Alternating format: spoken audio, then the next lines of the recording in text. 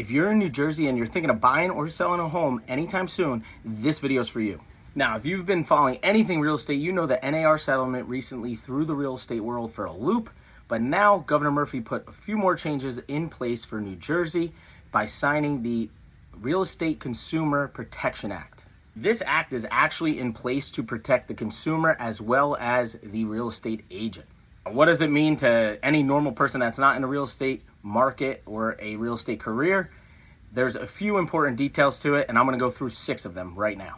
All right, item number 1 on the act is the seller is now required to fill out a complete property disclosure. This is not a big deal in my mind because most sellers already fill this out, and it's always only to the knowledge of the seller. So some things are always left off because sellers don't know every single thing about their house, and it's just to what they know. So this is not a big change in the real estate world. It's going to happen regardless, and it is what it is. Not a big deal for step number 1. Number 2 on the list of laws that have changed is that listing agents will now have to explicitly represent or show who they represent at an open house. This is not really a big deal at all because you're just stating who you're representing with that open house. But for people coming into the open house, you're definitely going to have to fill out the information sheet when viewing the home at an open house so that the listing agent has the information of who's representing you. That has always happened, or most good agents have always done that. So again, not a huge change in my mind, but that's number 2.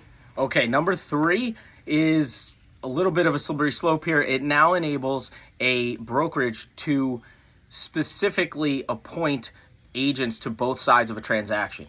And in my eyes, I think that's put in place because of the new NAR settlement, where buyers may actually be going to try and get to the listing agent in order to maybe pay a little bit less commission, which is not really going to be the case. So that's a whole nother video. But this now allows the brokerage to appoint 2 different agents to that transaction to keep it fair across the board and make sure that negotiations are legal and fair and ethical all the way across. Number 4 correlates directly with the NAR settlement. There's now going to be a written agreement between a buyer and an agent because the buyer is going to be responsible for some type of commission to that agent, and there now has to be a written agreement for that.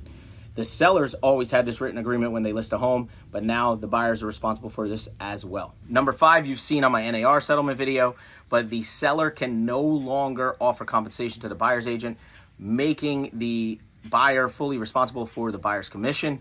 Now, there could be some concessions done, but that's a whole nother story, and it's a lot more to break down.